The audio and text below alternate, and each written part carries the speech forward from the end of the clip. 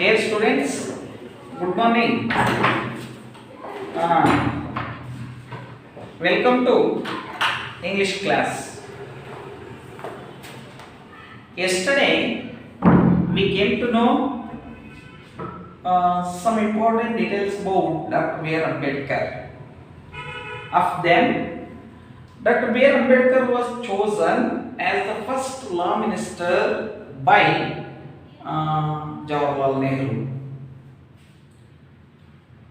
This is the recognition for his skills in the field of law and legislation, and also it is the tribute to the vision of social justice, and also this is the tribute as the victory to all the campaigns against the social injustice. Right? And again, students, nowadays, so members of scheduled castes have got the places in especially educational institutions and in central government and state government and in all other fields. They are working as the ambassadors, judges, teachers, lecturers, etc. Though provisions were given to them, there are some violations of statute book. It is reported by the commissioners of National Commission for SCs and STs. Right. And then Dr. B.R. Ambedkar says, to achieve social objectives, constitutional methods are important. And which methods are called as the grammar of anarchy by Dr. B.R. Ambedkar?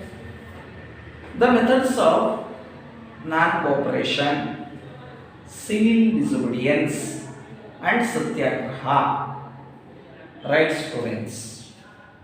So these methods are not used in the democracy, which is based on elections. So all these details yesterday we came to know. Today let's continue the last part of the lesson, Dr. B.R. Ambedkar. Right, students? About 2500 years ago, the Buddha had questioned the caste divisions in India. He said, the only valid divisions are the divisions between those who are noble and wholesome and those who are ignoble and unwholesome. The Tamil poetess Avai had said similarly that there are only two castes in the world, namely the charitable who give and are superior, and the misers who do not and are therefore inferior. Throughout the course of Indian history, great sages and saints exposed the hollowness of these divisions and sought to bring all the communities of India together in a creative partnership.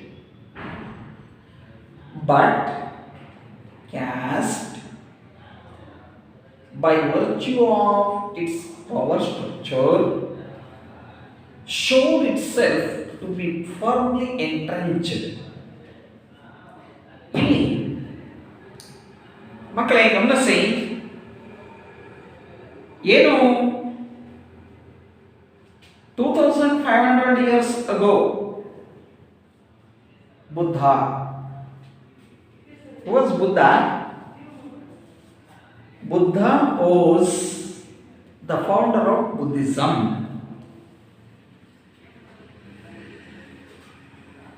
Who taught of mercy, who was called the light of Asia.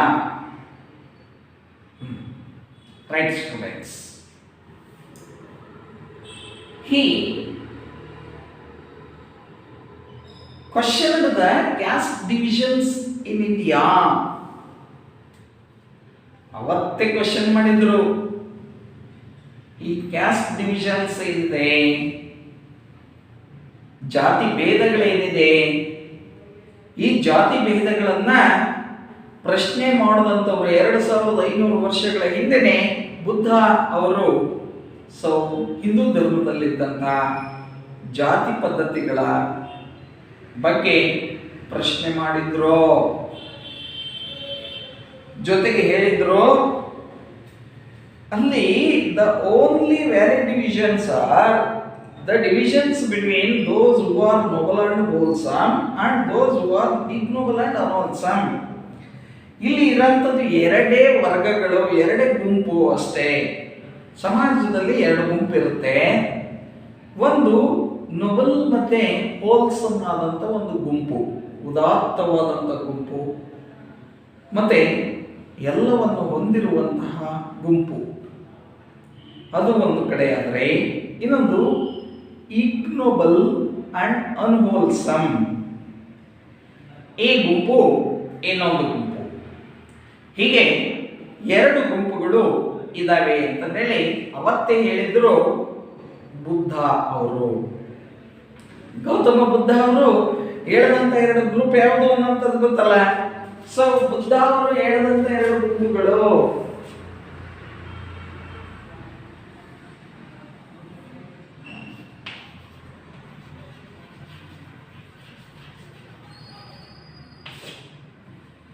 Buddha ಅವರು ಹೇಳಿದಂತ ಎರಡು ಗುಂಪುಗಳು ಯಾವ್ಯಾವುದಪ್ಪ ಅಂದ್ರೆ,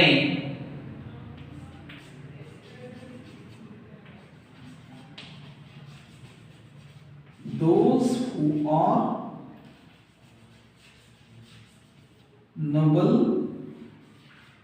and wholesome, ಒಂದು ಗುಂಪು. ಮತ್ತಿನ್ನೊಂದು ಗುಂಪು those who are ignoble and unwholesome ಅನ್ನುವಂಥ ಮತ್ತೊಂದು ಗುಂಪು. ನೋಡಿ ಮಕ್ಕಳೇ, ಇರೋದು ಇವೆರಡೇ ಗುಂಪು ಅಂತ ಅವ್ರು ಹೇಳಿದ್ದಾರೆ. ಒಂದು ಉನ್ನತ ವರ್ಗ ಅಂದ್ರೆ ಉನ್ನತ ಮೌಲ್ಯಗಳನ್ನು ಹೊಂದಿರುವಂತಹ ಒಂದು ವರ್ಗ, ಇನ್ನೊಂದು ಕೀಳಾದಂತಹ ಒಂದು ವರ್ಗ ಅಂತ ನಾವು ಗಮನಿಸೋಣ. ಅನ್ವಯಿಸೋಣ. ಪರಿಪೂರ್ಣರು, ಇನ್ನೊಂದು ಅಪರಿಪೂರ್ಣರು ಅನ್ನೋಂಥದ್ದನ್ನ ನಾವು ತಿಳ್ಕೊಳ್ಳೋಣ. ಇನ್ನೊಬ್ಬರು ತಮಿಳು ಪೊಯಿಟಸ್ ಅವಾಯ್ ಅವರು ಏನ್ ಹೇಳ್ತಾರೆ ಅನ್ನೋಂಥದ್ದು ನೋಡೋಣ. ಅವಾಯ್ ಏನ್ ಹೇಳ್ತಾರೆ, ಅವಾಯ್ ಅವರು ಏನ್ ಹೇಳ್ತಾರಪ್ಪ ಅಂದ್ರೆ, ಅವ್ರು ಹೇಳೋದು ಎರಡೇ ಕ್ಯಾಸ್ಟ್ ಇರೋಂಥದ್ದು ಪ್ರಪಂಚದಲ್ಲಿ. ಒಂದು the charitable who gave, charitable who give, the charitable who give and are superior ಅಂತ ಹೇಳ್ತಾರೆ. are and are superior. ಮೇಲ್ವರ್ಗ ಯಾವದಪ್ಪ ಅಂತ ಹೇಳಿದ್ರೆ ದಾನ ಮಾಡುವಂತವರು. ಇನ್ನೊಂದು ವರ್ಗ ಇದೆ, ಯಾರವರು ಅಂತ ಹೇಳಿದ್ರೆ those are the misers.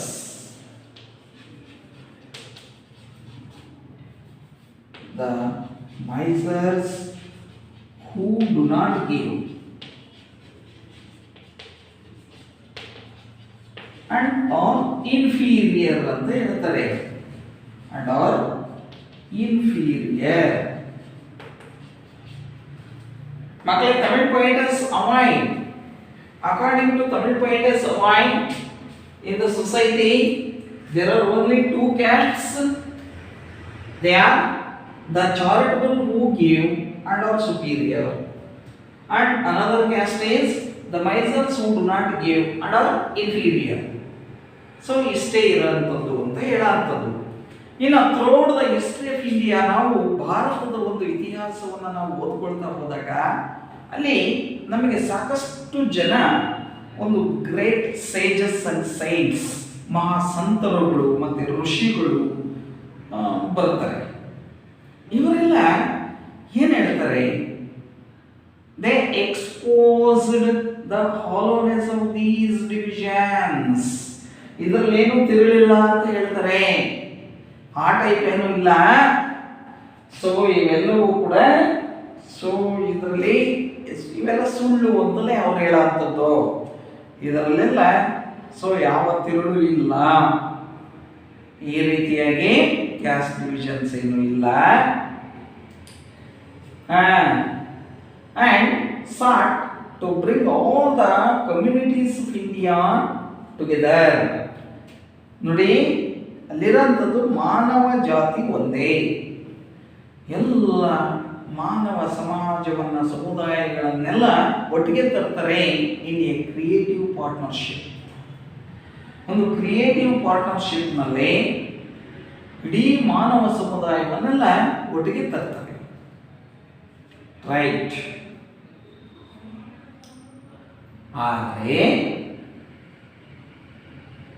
ಏನೇ ಮಾಡಿದ್ರು ಕೂಡ ಈ ಪವರ್ ಸ್ಟ್ರಕ್ಚರ್ನಿಂದಾಗಿ ಕ್ಯಾಸ್ಟ್ ಅನ್ನೋಂಥದ್ದು ಇವತ್ತಿನ ದಿನ ಒಂದು ಚಾನಲ್ ಮಾಡ್ಕೊಂಡು ಒಂದು ಕಾಲುವೆ ತೋಡ್ಕೊಂಡು ತನ್ನ ಪಾಡಿಗೆ ತಾನು ಏನೋ ಸಪರೇಟಾಗಿ ಬೆಳೆದ್ಬಿಟ್ಟಿದೆ. ಎಂಟ್ರೆಂಚ್ ಅಂದರೆ ಡೀಪ್ಲಿ ರೂಟೆಡ್, ಅದು ಮಾತ್ರ ಹೋಗಲಿಲ್ಲ, ಕ್ಯಾಸ್ಟ್ ಮಾತ್ರ ಹೋಗಲಿಲ್ಲ, ಆಳವಾಗಿ ಬೇರೂರು ಬಿಟ್ಟಿದೆ. ಇದು ಅರ್ಥ ಆಯ್ತಾ ಮಕ್ಕಳ? ಈ ಡಿವಿಷನ್ಸ್ ಅರ್ಥ ಮಾಡ್ಕೊಳ್ಳಿ. ಸೊ ಇದನ್ನ ಎಕ್ಸಾಮ್ ಅಲ್ಲಿ ಕೇಳಬಹುದು, ನೋಡೋಣ. ಇನ್ನ ಈ ಕ್ಯಾಸ್ಟ್ ಏನೋ ಇವತ್ತಿನ ದಿನ ಡೀಪ್ಲಿ ರೂಟೆಡ್ ಅನ್ನೋಂಥದ್ದು ಗೊತ್ತಾಯ್ತು, ಆಳವಾಗಿ ಬೇರೂರಿದೆ ಅನ್ನೋಂಥದ್ದು ನಮಗೆ ಗೊತ್ತಾಯ್ತು. ಇನ್ನು ಮುಂದಿನ ಒಂದು ಅಂಶ ನೋಡೋಣ. ನೋಡಿ, ಅದನ್ನ ಓದ್ತಾ ಹೋಗ್ತೇನೆ, ನೋಡ್ತಾ ಹೋಗೋಣ. Right.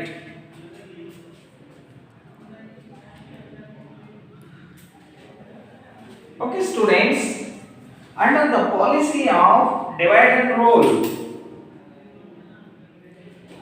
under the policy of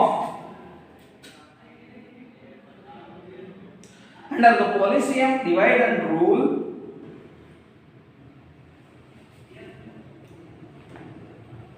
the British rulers exaggerated caste distinctions and divided the people of India further to strengthen their hegemony over us. To strengthen hegemony over us. It was given to two great Indians of our time, Mahatma Gandhi and Dr. Babasaheb Ambedkar, to repudiate caste and to proclaim the oneness of the Hindu community. Gandhiji did so by reminding the higher castes of their duty towards the depressed classes. Baba Sahib Ambedkar did the same by reminding them of their inherent rights to equality with the higher and more powerful castes.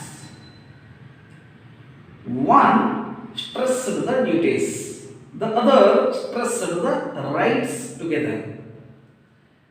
They brought about a veritable revolution in social thought. ಈಗ ನಾವು ಇಲ್ಲಿ ಬ್ರಿಟಿಷ್ನವರು ಜಾತಿಯನ್ನು ಹೆಂಗೆ ಬಳಸ್ಕೊಂಡ್ರು ಅನ್ನೋಂಥದ್ದನ್ನ ತಿಳಿಸಿರೋಂಥದ್ದು. ಜಾತಿ ಭೇದಗಳನ್ನು ಹೇಗೆ ಬಳಸ್ಕೊಳ್ತಾರೆ ಬ್ರಿಟಿಷ್ನವರು ಅನ್ನೋಂಥದ್ದು.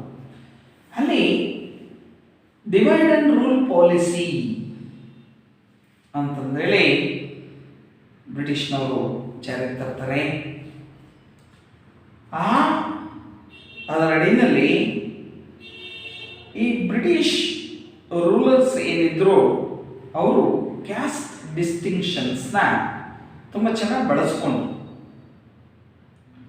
ಅವುಗಳನ್ನು ಹಾಡಿ ಹೊಗಳಿದ್ರು. ಎಕ್ಸಾಗರೇಟೆಡ್ ಕ್ಯಾಸ್ಟ್ ಡಿಸ್ಟಿಂಕ್ಷನ್ಸ್ ಆ ಒಂದು ಹೆಸರಿನಲ್ಲಿ ಜನಗಳಲ್ಲಿದ್ದಂಥ ಒಂದು ಯುನಿಟಿಯನ್ನ ಒಡೆದ್ರು, ಡಿವೈಡ್ ಮಾಡಿದ್ರು ಜನಗಳನ್ನೆಲ್ಲ. ವಿಭಾಗ ಮಾಡಿದ್ರು. ಯಾಕಪ್ಪ ಅಂದರೆ ಅವರ ಮೇಲೆ ಅವರ ಹೆಜ್ಮನಿ ಏನನ್ನ ಹೇರಲಿಕ್ಕೆ, ಅವರ ಮೇಲೆ ಅವರ ಒಂದು ಕಂಟ್ರೋಲ್. ಹೆಜ್ಮನಿ ಅಂದರೆ controlled by one country or organisation ಅಂತ. ತಮ್ಮ ಕಂಟ್ರೋಲನ್ನು ಹೇರೋಣ ಅನ್ನೋ ಉದ್ದೇಶದಿಂದಾಗಿ ಅವರು ಈ ಕ್ಯಾಸ್ಟ್ ಡಿವಿಷನ್ಸನ್ನು ಒಪ್ಕೊಳ್ತಾರೆ. ಕ್ಯಾಸ್ಟ್ ಡಿವಿಷನ್ಸ್ಗಳನ್ನ ತಮ್ಮ ತಂತ್ರಕ್ಕಾಗಿ ಬಳಸ್ಕೊಳ್ತಾರೆ. ಡಿವೈಡ್ ಅಂಡ್ ರೂಲ್ ಜನಗಳಲ್ಲಿದ್ದಂಥ ಒಗ್ಗಟ್ಟನ್ನು ಮುರಿತಾರೆ. ಹಾಗಾಗಿ ಜನಗಳಲ್ಲಿ ಒಗ್ಗಟ್ಟನ್ನು ಮೂಡಿಸ್ಲಿಕ್ಕೆ ಪ್ರಯತ್ನ ಮಾಡಿದಂಥವ್ರು ಯಾರಪ್ಪ ಅಂತ ಹೇಳಿದ್ರೆ, it was given to two great personalities. ಅವರೇ ಮಹಾತ್ಮ ಗಾಂಧೀಜಿ ಆ್ಯಂಡ್ ಡಾಕ್ಟರ್ ಬಾಬಾ ಸಾಹೇಬ್ ಅಂಬೇಡ್ಕರ್. ಇಬ್ರು ಹೇಗೆ ಪ್ರಯತ್ನ ಮಾಡಿದ್ರಪ್ಪ ಅಂದರೆ, ಈಗ ಮಹಾತ್ಮ ಗಾಂಧೀಜಿ ಅವ್ರನ್ನ ತಗೊಂಡ್ರೆ ಇಲ್ಲಿ ಹೇಳುತ್ತೆ ಟು ರೆಪ್ಯುಡಿಯೇಟ್ ದ ಕ್ಯಾಸ್ಟ್ ಅಂತ ಹೇಳ್ತೀವಿ, and to proclaim the oneness of the Hindu community. ಇಲ್ಲಿ ರೆಪ್ಯುಡಿಯೇಟ್ ಕ್ಯಾಸ್ಟ್ ಅಂತ ಹೇಳ್ತೀವಿ. To dim the caste concept ಅನ್ನ dim ಮಾಡೋಂಥದ್ದು,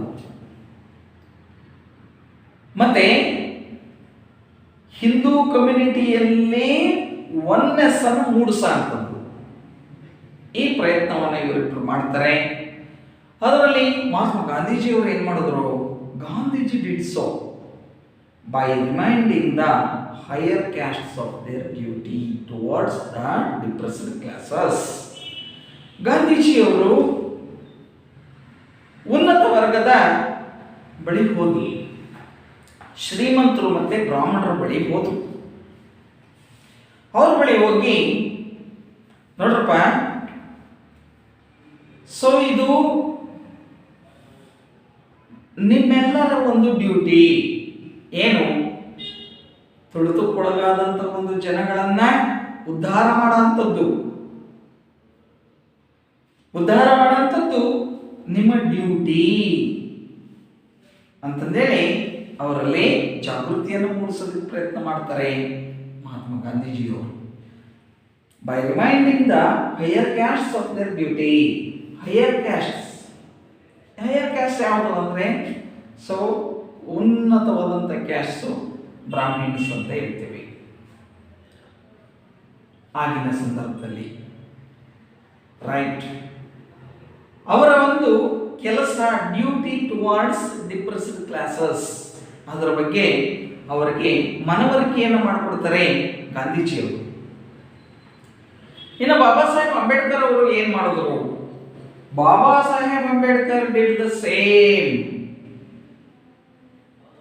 by reminding them of their inherent rights to equality with the higher and more powerful castes. ಬಾಬಾ ಸಾಹೇಬ್ ಅಂಬೇಡ್ಕರ್ ಅವರು ಏನ್ ಮಾಡಿದ್ರಪ್ಪ ಅಂದ್ರೆ ಅವರ ಜನಗಳ ಬಳಿ ಹೋದ್ರು. So scheduled caste, scheduled tribes ಜನಗಳ ಬಳಿ ಹೋಗಿ ನೋಡಿ, ಇದು ನಮ್ಮ ಆಜನ್ಮಸಿದ್ಧ ಹಕ್ಕು. ಉನ್ನತ ವರ್ಗಗಳ ಜೊತೆನಲ್ಲಿ ಸಮಾನತೆ ನಮಗೂ ಕೂಡ ಇದೆ ಅಂತ ಹೇಳಿ ಅರಿವನ್ನು ಮೂಡಿಸ್ತಾ ಹೋದ್ರು. ಯಾರು? ಬಾಬಾ ಸಾಹೇಬ್ ಅಂಬೇಡ್ಕರ್. ಬಾಬಾ ಸಾಹೇಬ್ ಅಂಬೇಡ್ಕರ್ ರೈಟ್ಸ್ ಬಗ್ಗೆ ಮಾತನಾಡಿದ್ರು. ಇದು ನಮ್ಮ ರೈಟ್ಸು ಅಂತ. Inherent rights to equality with the higher and more powerful castes. ಇದರಲ್ಲಿ one stressed the duty.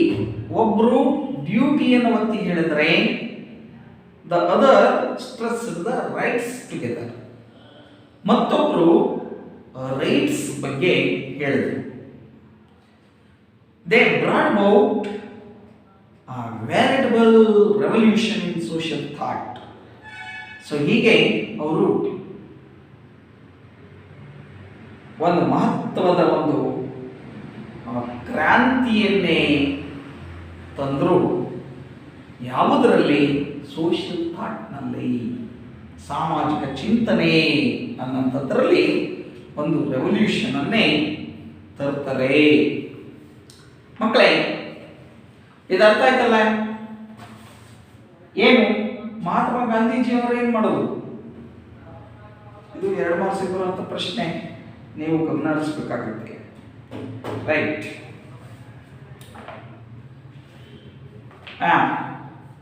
Paragraph number 13 ನೋಡೋಣ. When Baba Saheb passed away in December 1956, Jawaharlal Nehru made a moving reference in the Lok Sabha, describing Baba Saheb as a symbol of revolt. He said,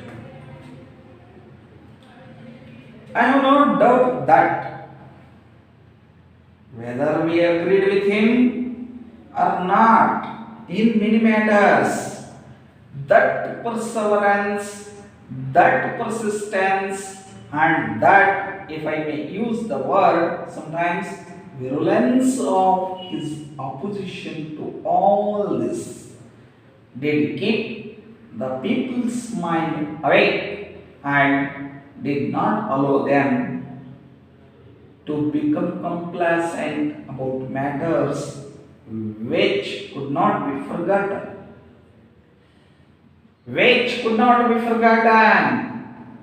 And helped in rousing up those groups in our country which had suffered for so long in the past.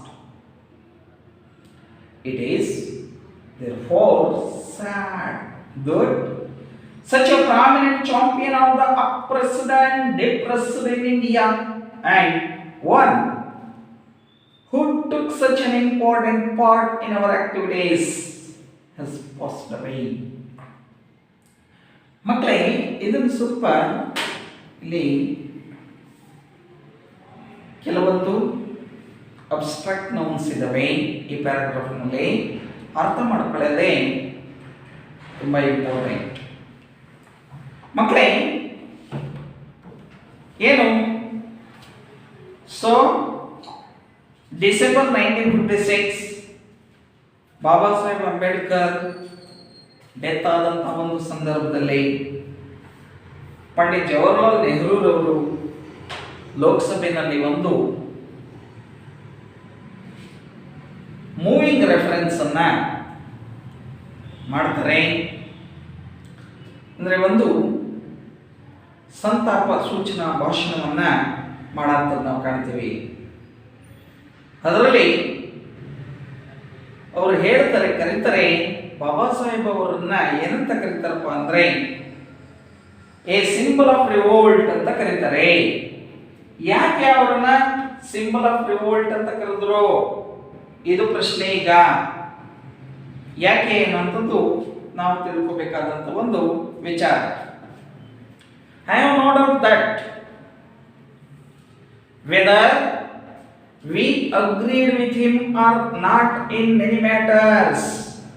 ನೋಡಿ, ಅವರೇ ಹೇಳ್ತಾರೆ, ನನಗೆ ಯಾವುದೇ doubt ಇಲ್ಲ ಯಾವ ವಿಚಾರದಲ್ಲಿ. ನೋಡಿ, ಅವ್ರ ಜೊತೆನಲ್ಲಿ ಅವರ ಅಭಿಪ್ರಾಯಗಳಿಗೆ ನಾವು ಒಪ್ಕೊಂಡಿದ್ದೇವೆ, ಕೆಲವೊಂದನ್ನ ನಾವು ಒಪ್ಕೊಂಡಿಲ್ಲ. Not in many matters.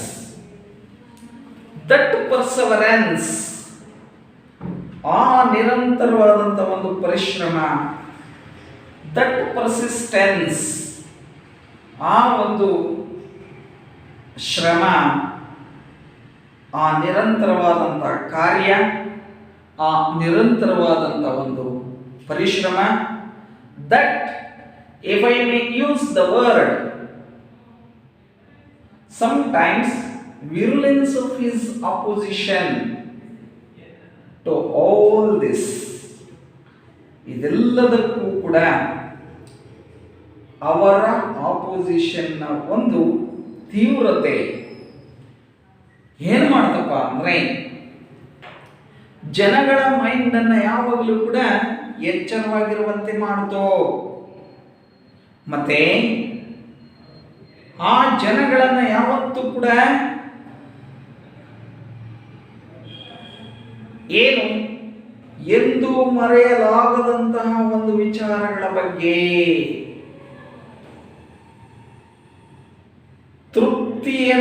ತೃಪ್ತರನ್ನಾಗಿರುವಂತೆ ಮಾಡಲಿಲ್ಲ. Right students, and helped in rousing up those groups in our country which had suffered for so long in the past. ಹಿಂದೆ ಏನು ಅಸ್ಪೃಶ್ಯತೆ ಅನ್ನಂತ ಒಂದು ಸಮಸ್ಯೆಯಿಂದ ಬಳಲ್ತಾ ಇದ್ರು ಫಾರ್ ಸೋ ಲಾಂಗ್, ಸುದೀರ್ಘ ವರ್ಷಗಳ ಕಾಲ ಈ ದೇಶದಲ್ಲಿನ ಆ ಒಂದು ಗುಂಪಿನ ಜನಗಳನ್ನ ಎಚ್ಚರಿಸುವಲ್ಲಿ ಕೆಲಸ ಮಾಡಿದ್ದಾರೆ. ನೋಡಿ ಮಕ್ಕಳೇ, ಇಲ್ಲಿ ಸಿಂಬಲ್ ಆಫ್ ರಿವೋಲ್ಟ್ ಅಂತ ಹೇಳ್ತಾ ಇದ್ದೀವಿ. ಏನಂತ ಕರಿತಾ ಇದ್ದೀವಿ? Symbol of revolt. ಇಲ್ಲಿ ನಾವು ಮೊದಲೇ ವಿರುಲೆನ್ಸ್ ಅನ್ನೋದು ಬಳಸಿದ್ದೇವೆ, ಅಂದ್ರೆ ಬೀಯಿಂಗ್ ಹಾರ್ಮ್ಫುಲ್ ಅಥವಾ ಡೆಡ್ಲಿ ಅಂತ ಅರ್ಥ. ಇಲ್ಲಿ ನೆಕ್ಸ್ಟ್ ನಾವು ಮುಂದೆ ಬಂದಿದ್ದೇವೆ, ಇಲ್ಲಿ ಮುಂದೆ ಬಂದು ಎ ಸಿಂಬಲ್ ಆಫ್ ರಿವೋಲ್ಟ್ ಅಂತ ಇವ್ರನ್ನ ಕರೆದಿದ್ದೇವೆ. ಏನು? He has awakened a group of people about untouchability.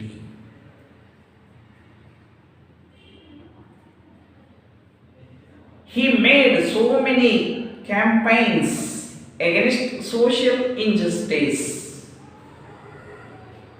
ಇದನ್ನು ನಾವು ನೆನಪಲ್ಲಿ ಇಟ್ಕೋಬೇಕು. It is therefore sad that such a prominent champion of the oppressed and depressed in India, one who took such an important part in our activities.